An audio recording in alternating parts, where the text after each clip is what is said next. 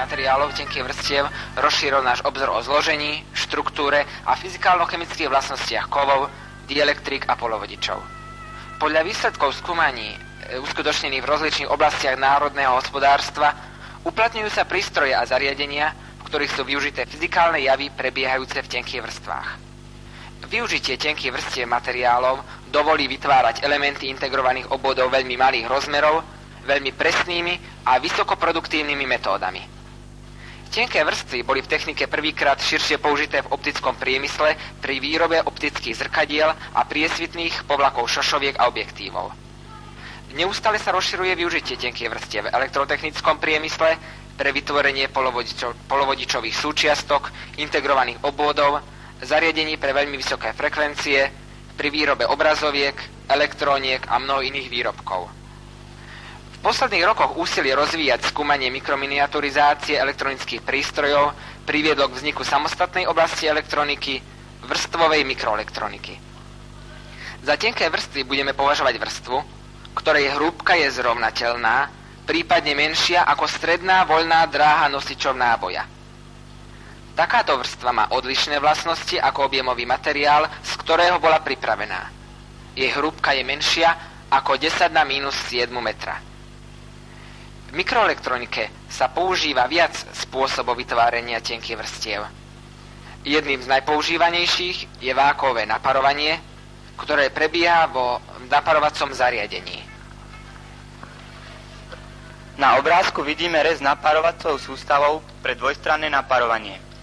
Sústava sa skladá z horného a dolného naparovacieho zdroja, pohyblivých clón a cylindrov, ktoré usmerňujú tok pár. V strede je vyhrievaná základňa, na ktorú sa umiestňujú predmety, spravidla podložky, ktoré chceme naparovať.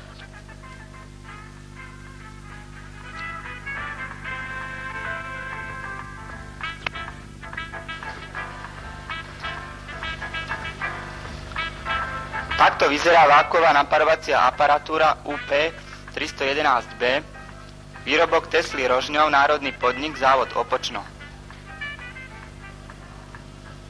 Na prednom paneli sa nachádza prvé meradlo, ktoré indikuje nízke vákuum.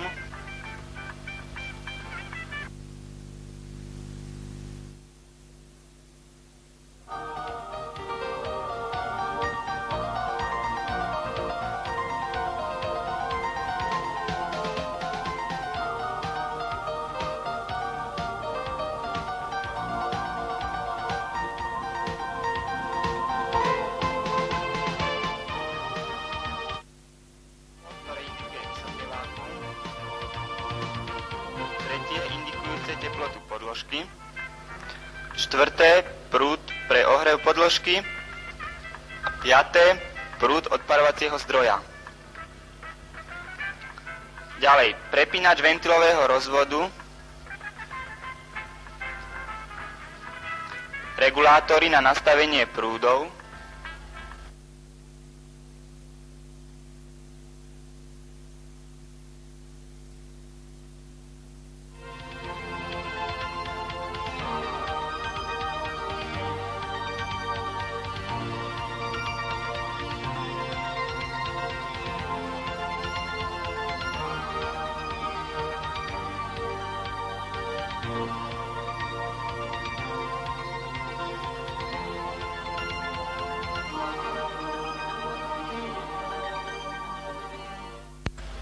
Ľavo dole prepínač naparovacích zdrojov.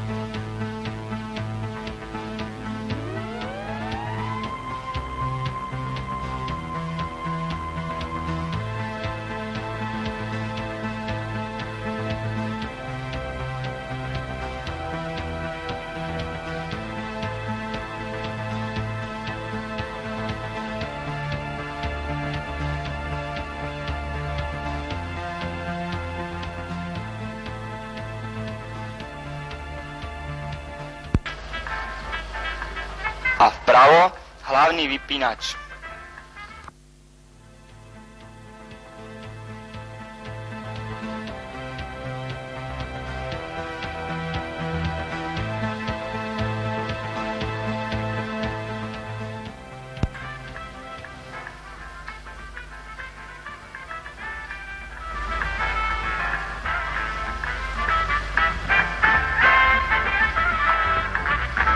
Po otvorení bočnej steny môžeme vidieť čerpaciu aparatúru.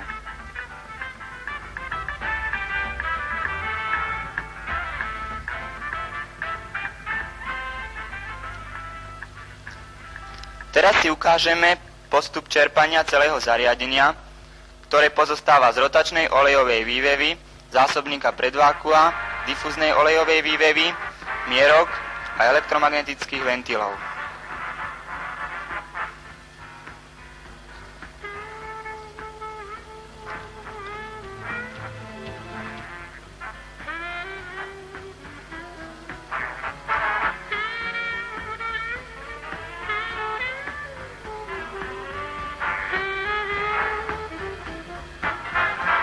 Čerpanie začíname rotačnou olejovou vývevou.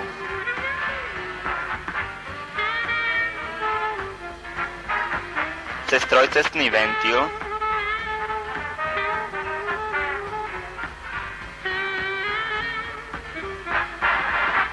zavzdušňovací ventil je uzavretý.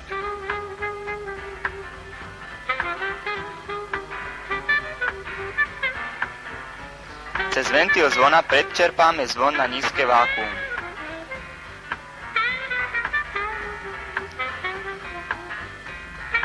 V druhej fáze čerpáme cez ventil rotačnej olejovej vývevy,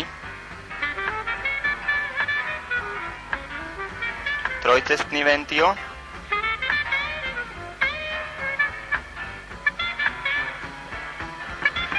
a čerpáme cez zásobník predvákua difúznu olejovú vývevu na nízke vákuum.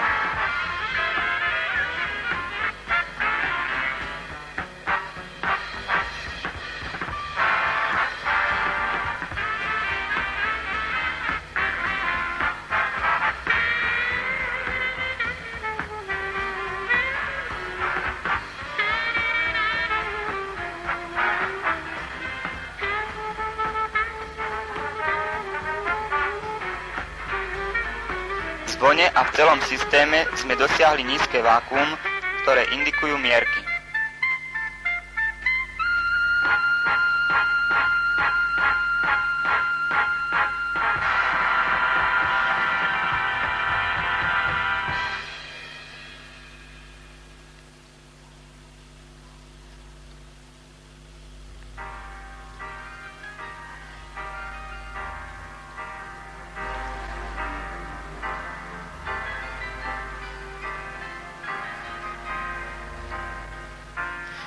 Tu vidíme detailný pohľad na čerpaciu aparatúru.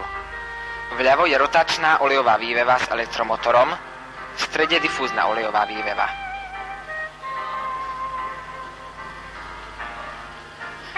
Po otvorení predného panelu vidíme prepojenie meradiel a mierok.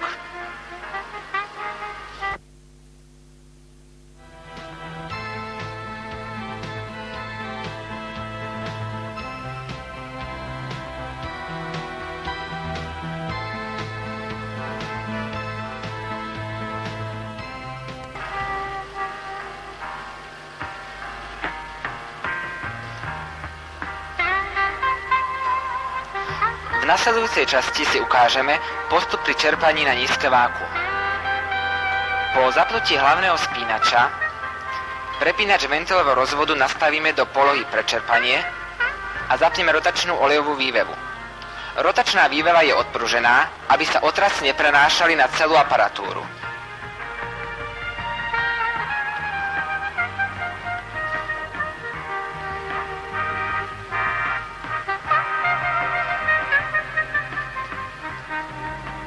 Zapneme termomierky a počkáme, kým tlak klesne zhruba na 5x10 na minus druhú tor.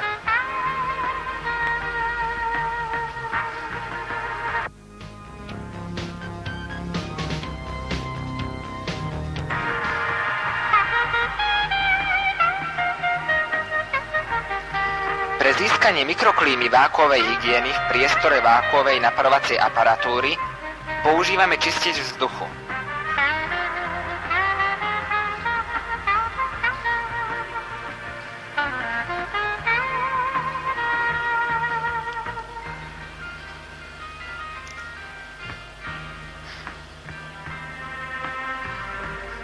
Teraz nasleduje príprava naparovacej aparatúry. Prepínač ventilového rozvodu prepneme do polohy vzduch a zavzdušníme zvon.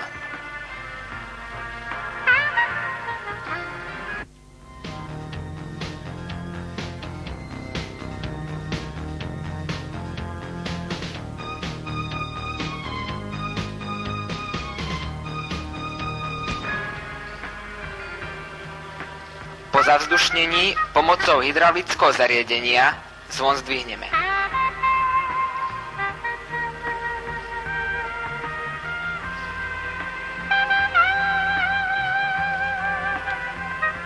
A teraz si zopakujeme, aké sú hlavné časti zvona. Horný a dolný naparovací zdroj, pohyblivé clony a cylindre usmerňujúce tok pár, v strede je vyhrievaná základňa, na ktorú sa umiestňujú podložky, na ktoré chceme naparovať. Takto vyzerá priestor pod zvonom v skutočnosti.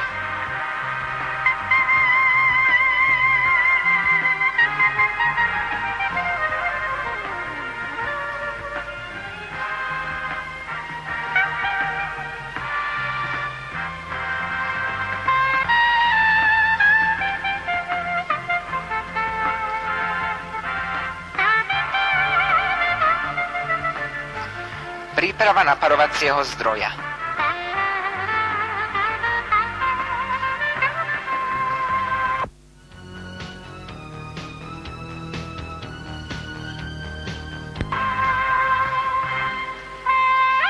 Do svoriek upneme wolframové tyčky,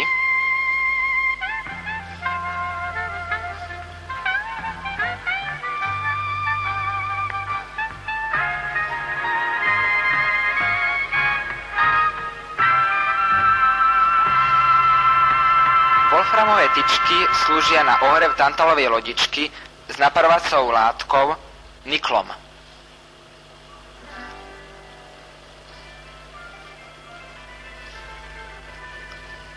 Aby sme tenké vrstvy napárili na požadovanú plochu, používame rôzne masky.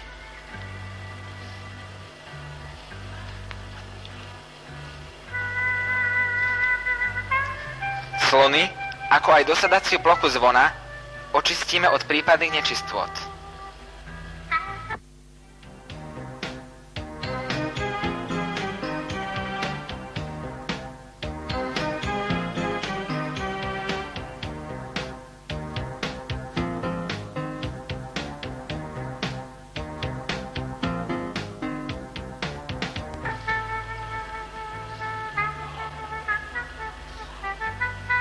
Zvon spustíme.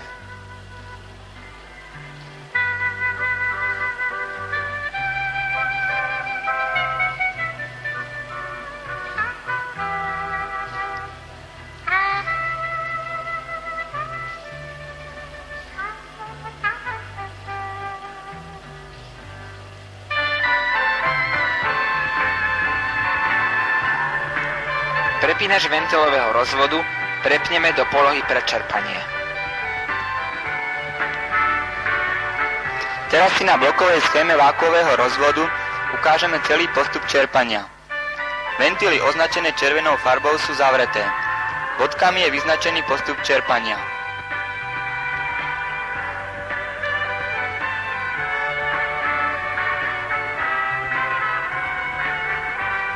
Najprv čerpáme priamou cestou.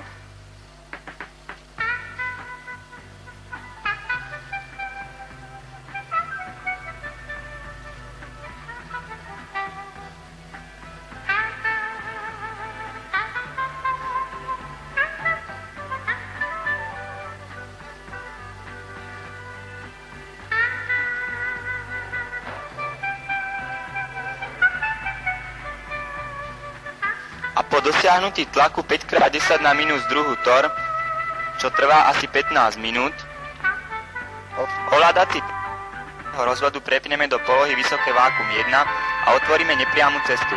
Príslušné zmeny ventilov sú znázornené šípkami. Bodky nám opäť vyznačujú postup čerpania.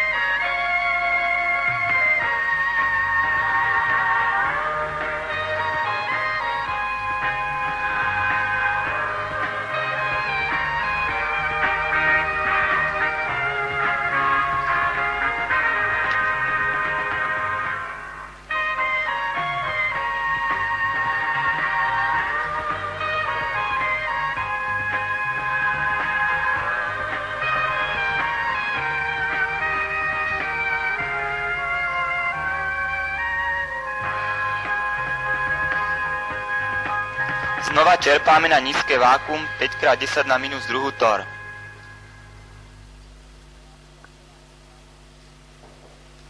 Operácia trvá 15 minút. Až teraz môžeme pristúpiť k zapnutiu difúznej olejovej vývevy. Difúznu olejovú vývevu musíme chladiť vodou. V prípade, že by sme zabudli otvoriť prívod vody, čím by nastalo znehodnotenie oleja difúznej olejovej vývevy, je istená tlakovým spínačom, ktorého funkciu si vysvetlíme na obrázku. Tlakový spínač je pripojený na prívod vody.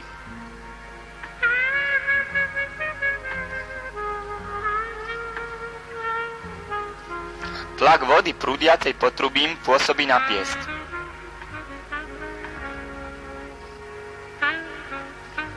Jeho pohyb sa prenáša na kontakt, uzatvárajúci obvod pre vyhrievanie difúznej olejovej vývevy.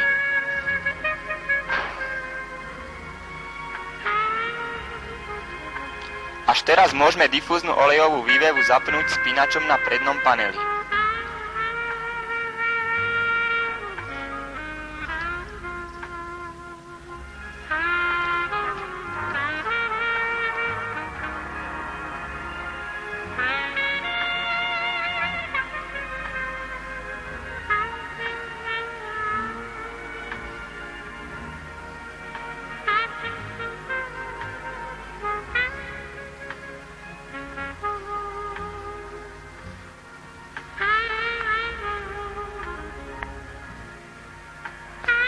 Po spustení difúznej olejovej vývevy asi po 1 hodine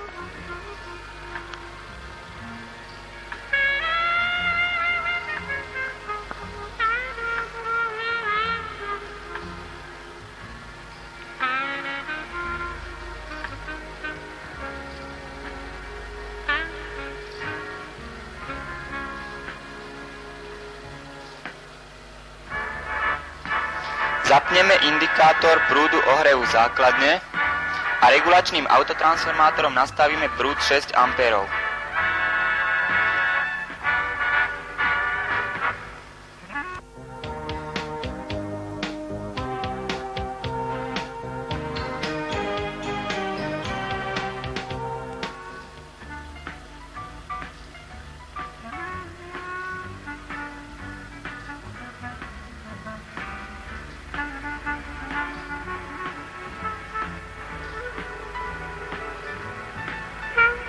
Potom zapneme termočlánok a sledujeme teplotu.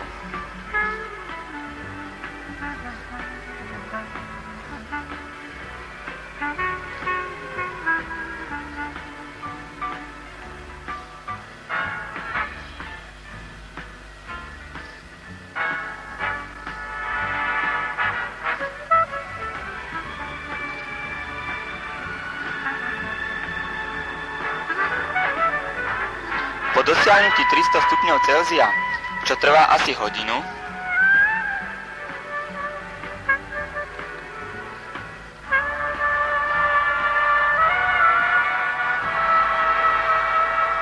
nastavíme príslušný odparovací zdroj,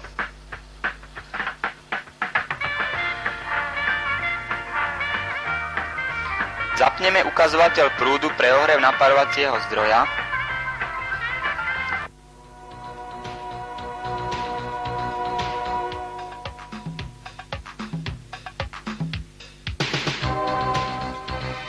a regulačným autotransformátorom nastavíme prúd 10 A.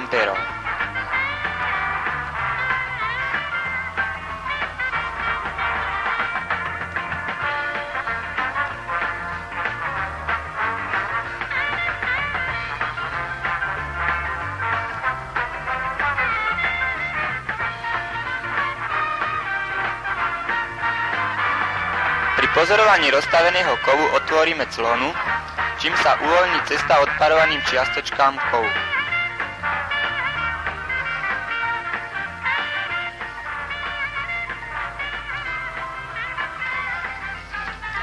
Zopakujme si hlavné princípy pri naparovaní. Naparovanie prebieha vo zvone. Materiál sa naparuje na všetky strany. Podložka je na základni.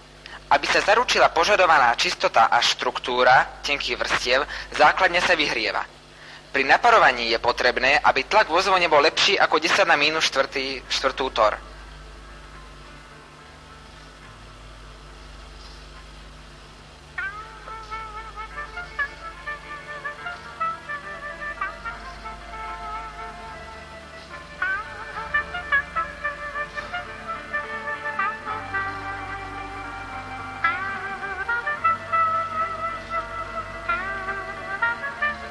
Celý proces naparovania trvá rádové desiatky sekúnd.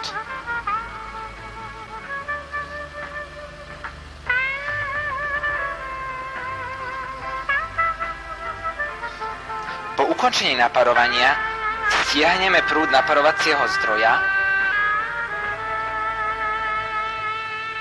vypneme naparovací zdroj, stiahneme prúd slúžiaci pre ohrev podložky a taktiež ho vypneme.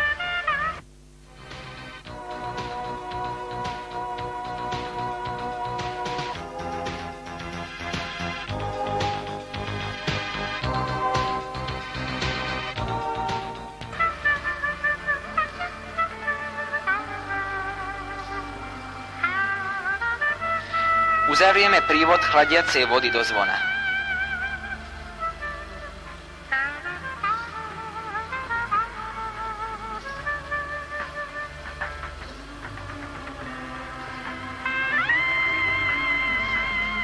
Vypneme difúznu olejovú vývevu a penningovú mierku.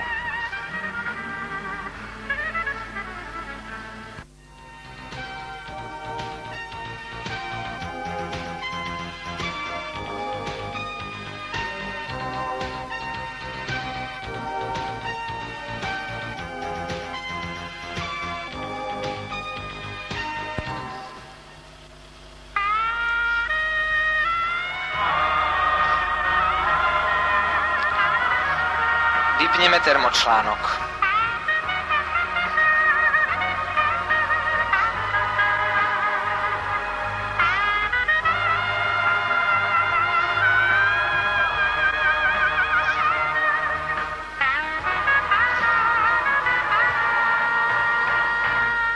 Po vychladnutí difúznej olejovej vývevy, to jest asi po 1 hodine,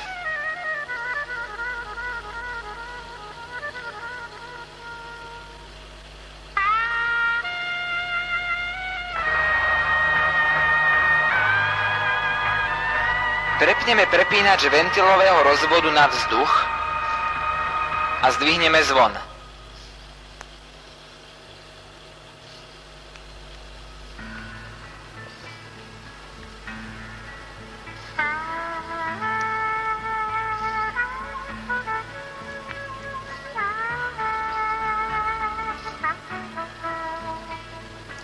Najprv vyberieme termočlánok, ktorý slúžil na indikáciu ohrevu základne.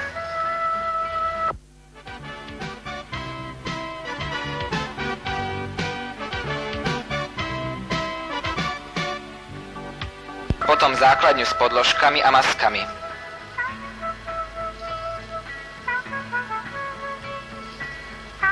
Zistíme výsledok naparovania.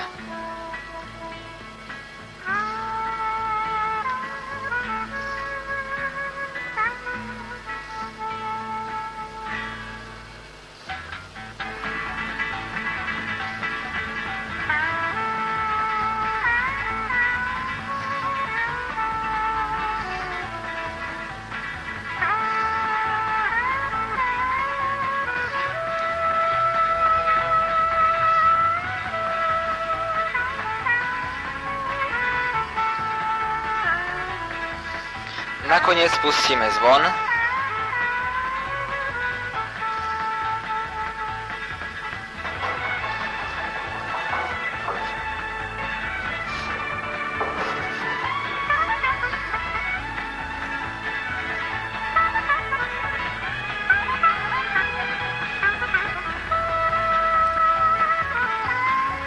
Prepínač ventilového rozvodu dáme do poly pre čerpanie a vypneme difúznu olejovú vývevu. Hlavným vypínačom odpojíme zariadenie od siete.